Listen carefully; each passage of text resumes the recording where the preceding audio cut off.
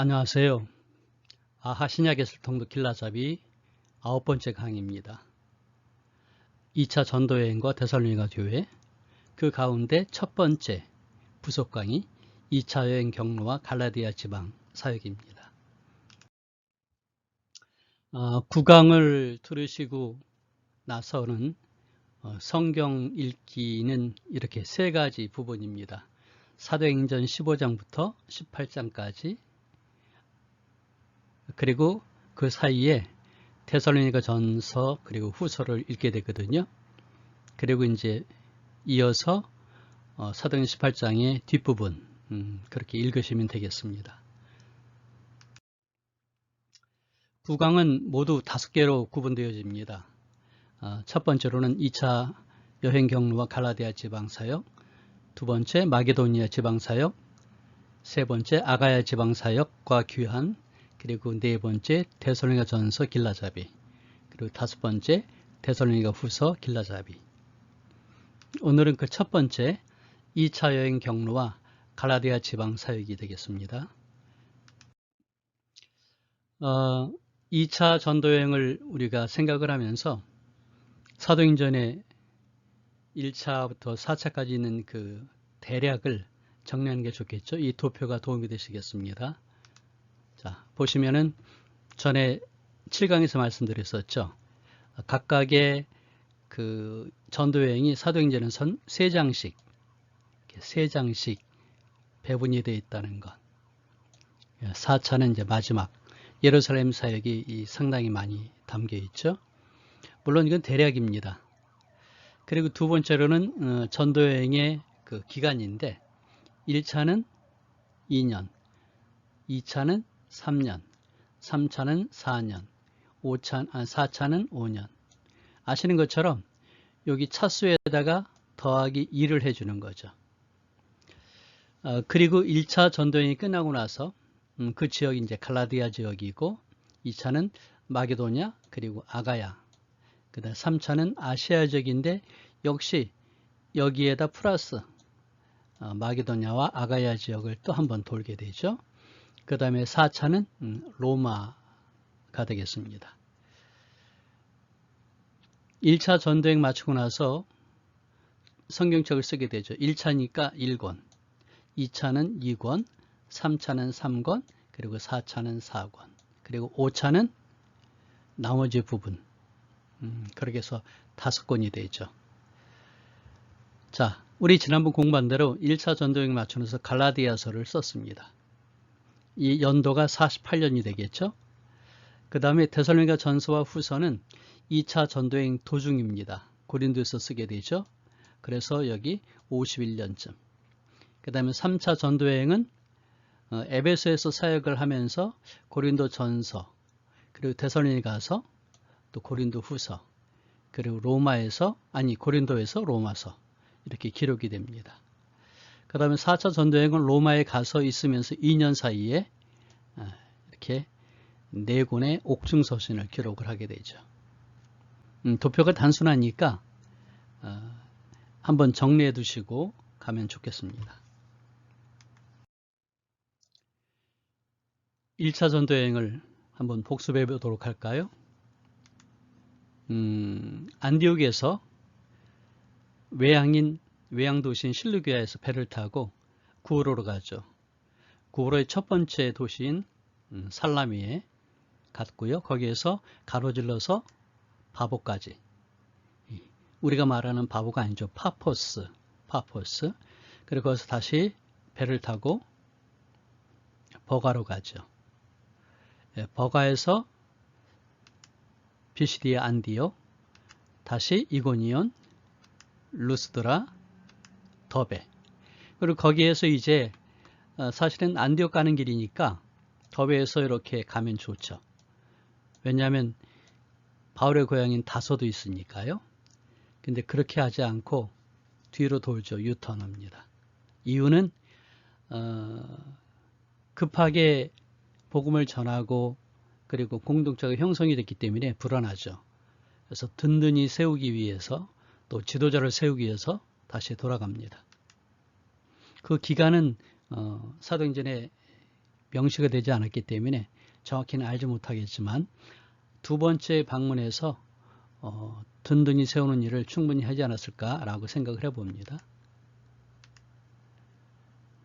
네. 2차입니다. 2차에 보면 36절에 말하죠. 며칠 후에 바울이 바나바더로 말하되 우리가 주의 말씀을 전한 각 성으로 다시 가서 형제들이 어떠한가 방문하자 하고, 하지만 거기까지가 아니고 더 나아가서 사도 바울은 아시아 지역까지 가고 싶어 했던 것이죠. 갈라디아 지역을 지나서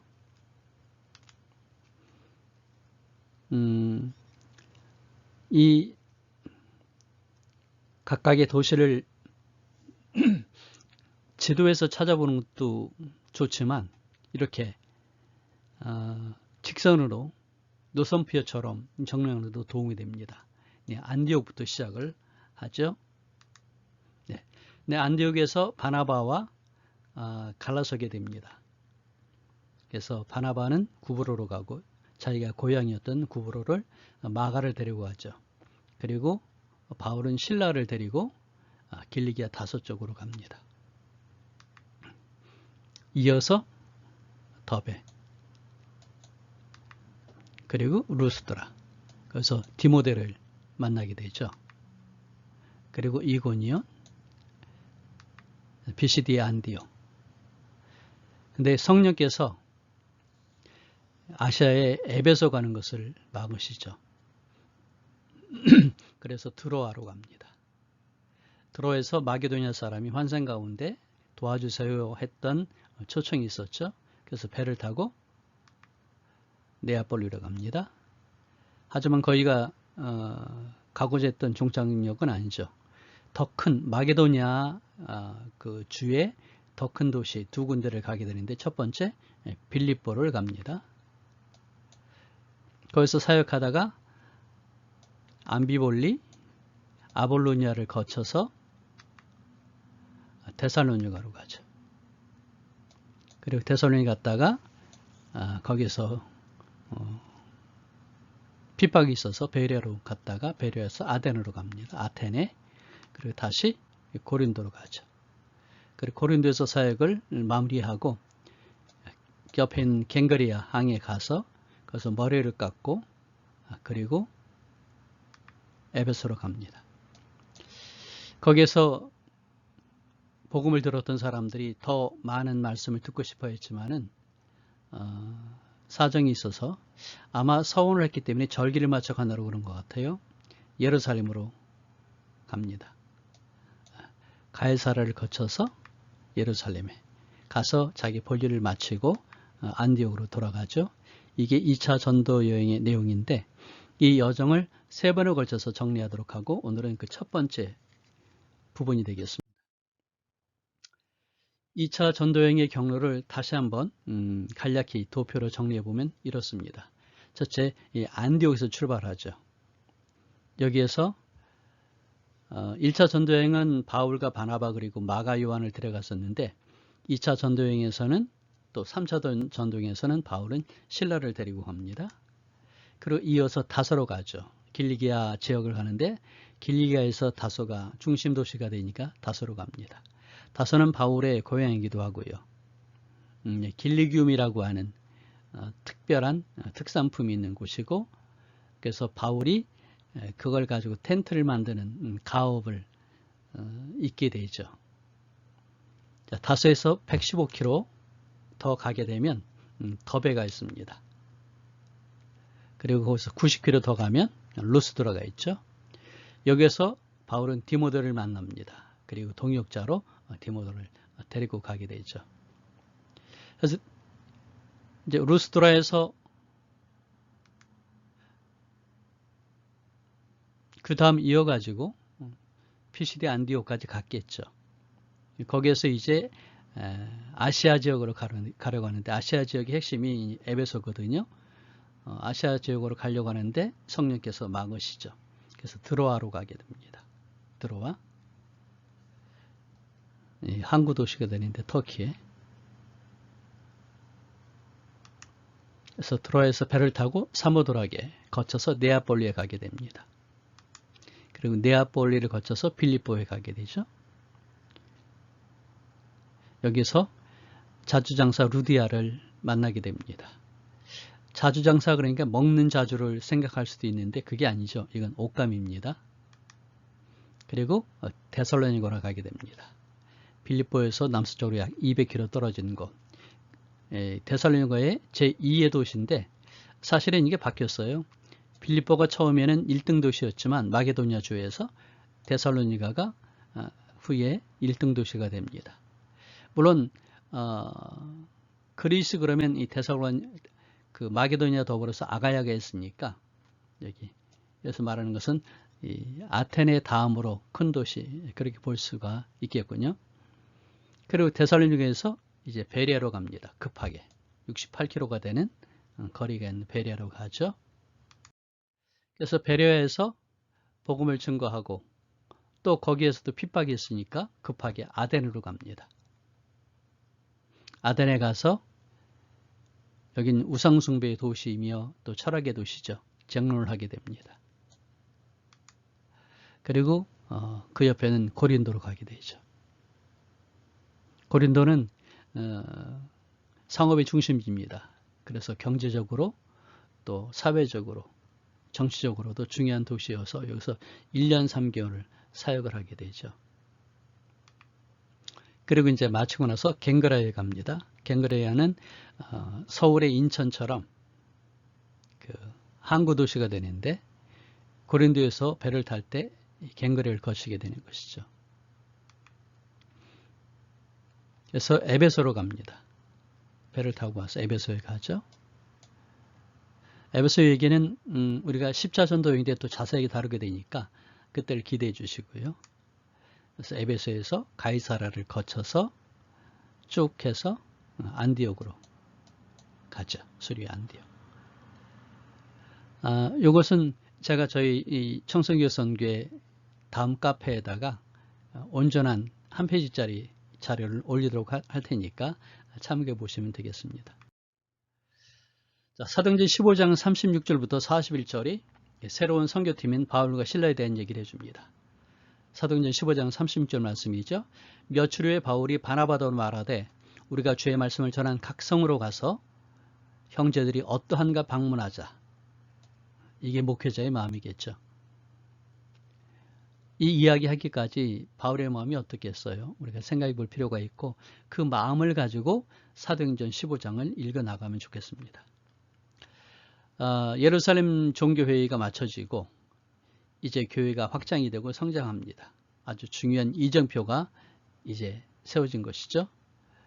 이때 이제 바나바와 바울이 두 팀으로 나눠지게 됩니다. 그리고 다소, 길리아게를 거쳐서 갑바도기아, 더베 쭉쭉쭉 찾아가는 모습을 볼 수 있겠습니다. 며칠 후에 바울이 바나바더로 말하되 우리가 주의 말씀을 전한 각성으로 다시 가서 형제들이 어떠한가 방문하자 하고 바나바는 마가라는 요한도 데리고 가고자 하나. 여기 중요한 얘기가 있습니다. 마가라는 요한, 바울은 밤빌려서 자기들을 떠나 마가가 아니고 자기들을 떠나 함께 일하러 가지 아니한 자라고 얘기합니다. 그 다음에 데리고 가고자 하는 이 동사도 독특하고요. 그 다음에 심히 다퉜다는 얘기도 우리가 한번 살펴봐야 되겠죠. 네, 바나바는 마가라는 요한도 데려가자 하고 정확히 이름을 불렀는데 바울은 그렇게 안 했어요. 함께 일하러 가지 아니한 자라고 했습니다. 왜 그랬을까? 이것은 바울이 마가 개인을 부정한 것이 아닙니다. 아직 마가가 준비가 덜 돼 있다. 지난번처럼 행동할 수 있으니까 아직은 안 되겠다. 이 사람이 좀 더 성장하고 변화가 된 다음에는 몰라도 지금은 아니다. 라고 바울이 얘기했다는 것이죠. 자, 근데 보면 헬라어 원문에 보면은 이 데리고 가고자 하는 이것이 미완료형입니다. 이 말은 뭐냐면 일회성이 아니라는 것이죠. 그러니까 바울이 마가와 함께 일하기를 원하는데 한 번 데려가는 게 아니고 2차 전도뿐만 아니라 3차, 4차, 5차도 함께 하는 거거든요. 근데 그렇게 하는데 나중은 모르겠지만 지금은 지금은 준비가 덜 되어 있다 라고 하는 바울의 이야기입니다. 여기 심히 다투었다는 얘기도 우리가 좀 더 생각을 해볼 것이 있습니다. 왜냐하면 서로 심히 다퉜다고 그러는데 헬라어 원문엔 심이라는 말이 없어요. 다투었다는 얘기죠. 근데 이 다퉜다는 얘기가 뭐냐 하면 다툼이라고 말하는 게 이제 파녹시스모스가 되는데 요거는 누가가 의사잖아요. 발작, 발열이라는 뜻의 의학 용어가 되는데 여기에는 설전, 불일치 이런 뜻도 갖고 있습니다. 그러니까 바꿔 말하면 바나바의 의견이 있고 바울의 의견이 있는데 의견이 달랐다는 것이죠. 그러니까 치고받고 싸운 게 아니라 말로 논쟁을 했다는 겁니다. 그리고는 끝내 의견의 일치를 보지 못하고 그래서 갈라선 것이니까 우리가 생각하는 것처럼 그렇게 아주 과격하게 싸워서 앞으로는 보지 않을 사람처럼 그랬다? 그렇지 않다는 것이죠. 보시면 이 다툼을 얘기하는 파록시스모스라는 단어가 신약성경에 또 한 번 사용되는데 그게 어디냐면 히브리서 10장 24절입니다. 서로 돌아보아 사랑과 사랑을 격려하며, 이 단어가 격려라는 말로도 사용된다는 것이죠. 그렇게 생각한다면 투닥투닥 싸우는 것이 아니고 말로 하면서, 그렇죠, 우리 의견이 좁혀지지 않으니까 나는 이 길로, 바나바 당신은 저 길로 헤어집시다 하면서 잘해봅시다 하는 얘기를 할 수도 있었다는 얘기죠. 이 단어 자체 모습으로는 우리가 이런 얘기를 어떻게 할 수 있냐면, 보시면 고린도 전서 9장에 보면 어찌 나와 바나바만 일하지 아니할 권리가 없겠느냐 해서, 이 고린도 전서는 3차 전도행, 그러니까 몇 년 후에 쓰여진 편지입니다. 거기서 바나바를 이야기할 때 동역자로 얘기하고 있잖아요. 그러니까 싸워서 다시는 보지 않을 철천지 원수가 아니고 동역자라는 것이죠. 그래서 의견이 다른 어떤 사안에 대해서만, 복음이 아니니까 그런 생각을 바울이 했겠다라고 우리는 여기서 추정을 해볼 수 있습니다. 또 보시면은 골로새서하고 디모데후서에 보면 마가를 바울이 나쁘게 얘기하지 않아요. 그렇게 보면 이때는 이제 골로새서를 기록한 때도 이제 더욱 훗날이죠. 옥중 서신이니까.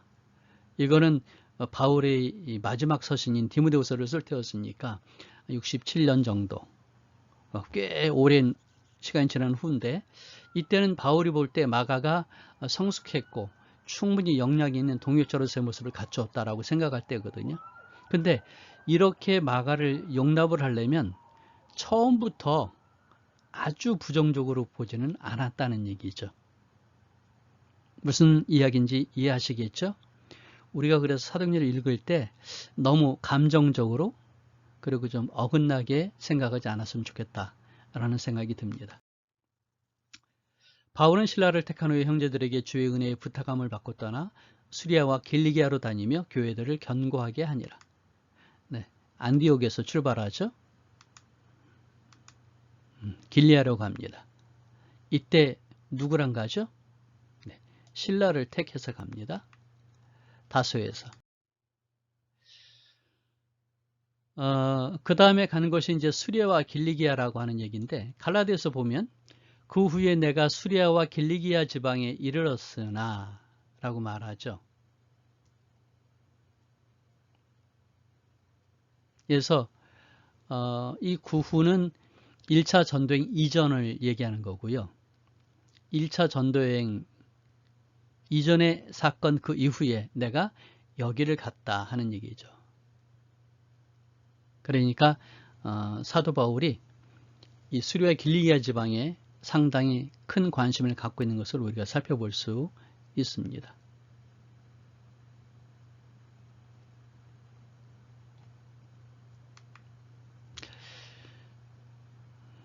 성경은 이 초대교회 선교사학에서 이 수리아와 길리기아 얘기가 별로 나와 있지는 않지만은 이 수리아가 그리고 또 길리기아가 사도 바울하고 상당히 관계가 있잖아요.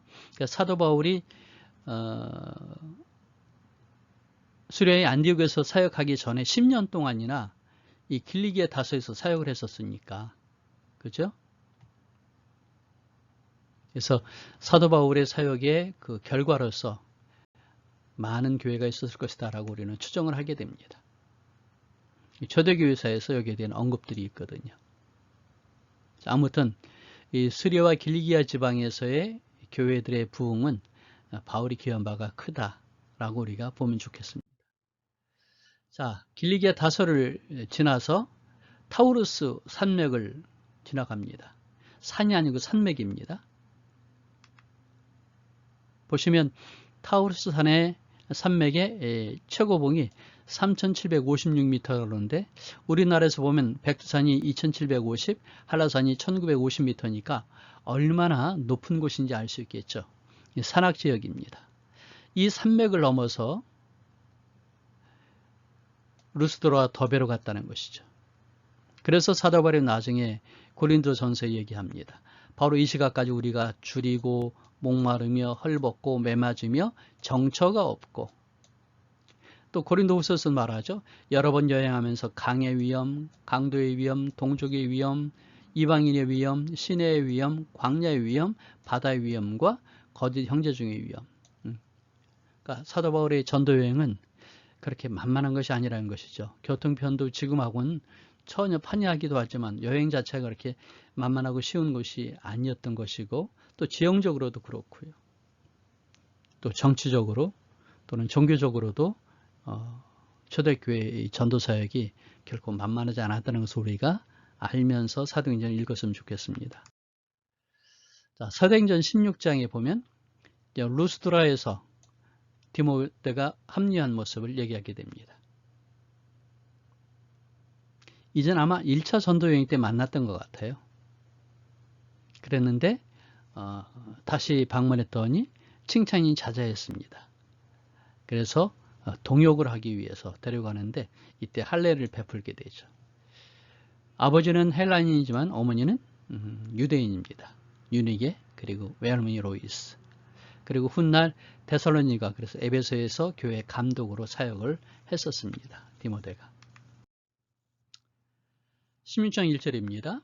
바울이 더베와 루스드라에도 이름에 거기 디모데라는 제자가 있으니 그 어머니는 믿는 유대 여자여 아버지는 헬라인이라.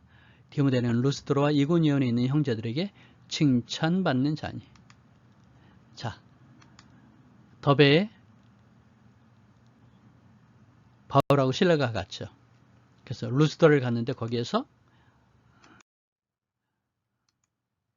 또 한 사람 디모데를 만납니다. 근데 지난번 예루살렘에 갔을 때 디도는 할례를 받지 않았어요. 왜냐하면 양친이 모두 이방인이었거든요. 그런데 디모데는 부츠만 이방인이었기 때문에 이제 회당에서 복음을 증거할 때 디모데의 어머니가 유대인인 것을 아는 사람들을 앞에서 할례를 받지 않은 문제로 인해서 다른 문제가 야기될 수 있기 때문에 아예 그 소지를 없애기 위해서 할례를 베푼 것이죠. 이것은 전도의 전략입니다. 여러 성으로 다녀갈 때 예루살렘에 있는 사도와 장로들이 적정한 규례를 그들에게 주어 지키게 하니, 이것은 예루살렘 공의회에서 얘기되어진 얘기였죠. 이에 여러 교회가 믿음이 더 굳건해지고 수가 날마다 늘어가니라. 이 규례라는 것은 예루살렘에서 결여된 내용이죠.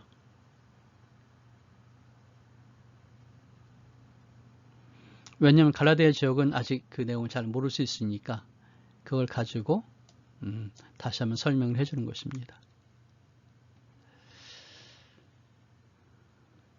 바울이 적극적으로 증거하고 그 다음에 예루살렘 교회의 긍정적인 그런 태도, 이것이 초대교회 이방인 교회가 부흥할 수 있는 소지가 되지 않았을까 생각합니다. 그래서 이것은 일종의 절정을 표현해 주는 것인데, 우리는 그냥 믿음이 더 굳건해지고 수가 날마다 늘어가니라는 한 절로 읽기 때문에 이것을 그냥 쉽게 넘어갈 수 있겠지만 그렇지 않다는 것이죠. 성경에 보면 각각 6장 7절이나 9장, 12장, 19장, 28장에 보면 성령의 사역을 통해서 이렇게 확 불이 일어나는 것을 표현해주고 있거든요. 그러니까 하나의 문단, 사역의 마무리에 이렇게 되어지는 표현들인데 이런 결과가 있기 위해서 사도들이 얼마나 노력했는지 그리고 성령께서 어떻게 크게 역사하셨는지 우리가 눈을 좀 크게 열고 볼 필요가 있습니다. 자, 이어서 마게도냐로의 부르심이 있습니다. 사도행전 16장에 나와 있죠. 2차 전도여행을 나갈 때 사실은 수리아와 길리기아 정도가 아니었습니다. 바울의 주도 관심사는 아시아 지역의 에베소, 아시아 속주의 수도가 에베소거든요. 그런데 그게 여의치 않았죠. 그래서 드로아에 가서 두 가지 사건이 있게 되는데 하나는 환상입니다. 마게도냐의 사람들 환상을 보고 두 번째로는 사도행전의 저자인 누가를 만나게 된 것인데 이건 사도 바울의 사역에 아주 중요한 그 전개가 되는 거죠. 성령이 아시아에서 말씀을 전하지 못하게 하시거늘 밤의 환상이 바울에게 보이니 마게도냐 사람 하나가 서서 그에게 청하여 이르되 마게도냐라 건너와서 우리를 도우라 하거늘. 그리고 이어서 바울이 그 환상을 봤을 때 이 우리는 누구냐 하면 바울, 실라, 디모데 그리고 누가 네 명이 다 통틀어져서 우리가 되는 겁니다. 예수 그리스도의 사도 베드로는 본도, 갈라디아, 갑바도기아, 아시아와 비두니아에 흩어진 나그네. 그러니까 이 아시아 지역에 있는 각각의 지방들을 다 얘기해주고 있는데 볼까요 한번? 네, 본도, 갈라디아, 갑바도기아, 그리고 아시아, 그리고 비두니아. 여기에 이미 교회가 설립이 되어지고 성도들이 있었다 하는 것을 베드로 전서를 통해서 우리가 알 수 있는 거죠. 성령이 아시아에서 말씀 전하지 못하게 하시거늘 그들이 부르기아와 갈라디아 땅을 다녀 무시아 앞에 이르러 비두니아로 가고자 애쓰되 예수의 영이 허락하지 아니하시는지라 무시아를 지나 드로아로 내려갔는데. 자, 성경을 문자적으로 보면 이렇게 좀 평면적인데 입체적으로 볼 수 있는 것이죠. 아닐까요? 이건 하나의 점으로 볼 수 있지만 점이나 선으로 볼 수 있는데 그렇죠? 우리는 지도를 통해서 면으로 볼 수 있다. 차원을 달리할 수 있는 것이니까 이 그림이 좀 도움이 되실 것 같아요. 자, 봅시다. 수리아 안디옥에서 출발해서 길리기아 다소로 갔습니다. 그 다음에 더베를 가고요. 루스더를 가고요. 그 다음에 이고니온을 가고 그리고 비시디아 안디옥을 갑니다. 자, 그 다음에 어떻게 해요? 네, 아시아 지역. 아시아 지역이 여기인데 아시아 지역을 관심을 갖는데 아시아 지역의 수도가 에베소거든요. 근데 성령께서 막으시죠. 그러니까 어떻게 합니까? 자, 이 비시디아에서 갔습니다. 여기 어디죠? 부르기아. 그리고 갈라디아 땅을 다녔습니다. 그리고 어디? 무시아 앞이죠. 부르기아와 갈라디아. 그리고 무시아. 여긴 아시아의 또 작은 그 부분을 무시아라고 할 수 있는데 무시아 앞에 이르렀어요. 무시아 경계입니다. 여기.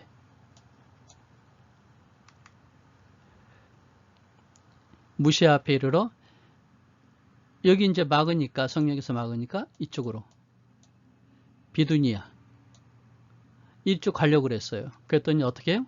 또 막죠. 어떡합니까? 그래서 다시 막히니까 쭉 가서 만난 곳이 드로아가 된 것입니다. 어떻습니까?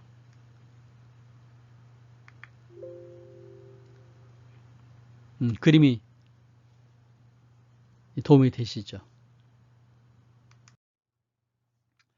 무시아를 지나 드로아로 내려갔는데 밤에 환상이 바울에게 보이니 마게도냐 사람 하나가 서서 그에게 청하여 이르되 마게도냐로 건너와서 우리를 도우라 하거늘. 자, 드로아에 갔습니다. 여기에서 누가가 합류하게 됩니다. 우리를 도우라 이것은 마게도냐 사람이고요. 환상 중에 마게도냐죠. 꿈이나 환상은 하나님의 계시 수단이었습니다. 그래서 때로는 밤이든 낮이든 상관없이 사용이 되었고요. 아마 여기 있는 걸로 봐서는 밤중에 어느 때니까 잠들었을 때가 아닐까라고 생각을 해보는데, 여기에 환상, 나타나다, 보다 이런 표현들이 나온 걸 봐서는 단순히 환상을 본 게 아니라 시각적인 것을 동반한 초자연적인 현상이었을 것이다 라고 우리가 생각해 볼 수 있을 겁니다. 들어옵니다. 이건 이제 유적이 되겠죠. 들어와 그럼 우리가 좀 생소할 수 있는데, 이 목마를 보시면 알 수 있습니다. 이 목마가 뭔지 아시죠? 네. 호모의 일리아드에 나오는 트로이 목마입니다. 그리스하고 트로이가 전쟁을 하죠. 그랬는데 오랜 동안 전쟁을 해도 끝이 안 나요. 네. 마지막으로 이 목마 안에다가 30명의 그리스 군인들이 매복이 했습니다. 그리고는 퇴각한 척하죠. 그랬더니 트로이 사람들이 목마를 자기네 성으로 가져갑니다. 사실 이랬으면 한번 뒤져봤어야 되는데 도망갔기 때문에 10년 만에 얻어진 승리 아니겠어요. 너무나 기뻐서 축제를 하고 술 먹고 밤에 잠을 잡니다. 그래서 여기에서 이제 밤에 나와가지고 성문을 열고 그리고 그리스 군대가 들어가게 되죠. 바로 드로아가 트로이입니다. 트로이. 좀 생소하다 싶었는데 이제 좀 느낌이 달라지시죠. 트로이 목마는 우리가 너무 잘 알고 있으니까요. 밤의 환상이 바울에게 보이니 마게도냐 사람 하나가 서서 그에게 청하여 이르되 마게도냐로 건너와서 우리를 도우라. 우리를 도우라. 이는 하나님이 저 사람들에게 복음을 전하라고 우리를 부르신 줄. 네, 서로 다릅니다. 누가는 사도행전 16장에서도 그랬지만 20장에서 다시 우리라는 말을 사용하죠. 그리고 사도 바울은 고린도후서와 디모데후서에서 드로아를 다시 얘기합니다. 바꿔 말하면 드로아에 대한 사도 바울의 생각은 단순히 환상을 한번 봤다 정도가 아닌 더 깊이 있는 그런 추억이 있을 수 있습니다. 이 환상이 그냥 꿈을 한번 꿨다는 정도가 아니고 사도 바울의 사역에 성령께서 하나님께서 어떻게 크게 간섭하셨는지 그리고 어떤 큰 일이 이루어졌는지 계기가 됐잖아요. 그런 의미에서 바울은 드로아의 이름을 이야기할 때마다 생각할 때마다 특별한 감정을 가졌으리라 생각하게 되고요. 우리도 이 드로아에 대해서 좀 더 깊이 있게 마음에 담아두는 게 좋겠습니다. 자, 이제 첫 번째 강의를 마쳤습니다. 이 강의에 필요한 자료들을 저희 다음 카페 청선교선교회 카페에다가 올려놓거든요. 보시면 아하해설 통독자료 해가지고 계속 올리고 있습니다.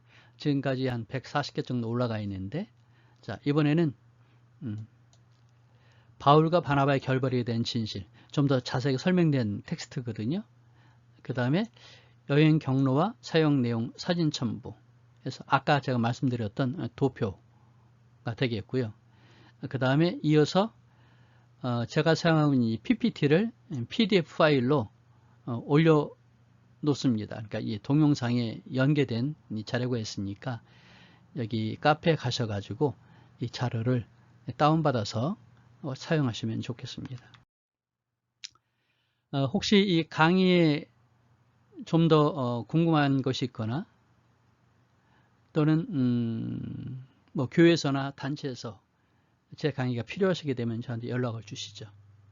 전화를 주시거나 이메일로 연락을 주시면 함께 공유하고 동역하도록 그렇게 하겠습니다. 네, 지금까지 함께 해주셔서 감사드리고요. 네, 구독과 좋아요 눌러주시면 큰 힘이 되겠습니다. 그럼 다음에 또 만나도록 하죠. 샬롬.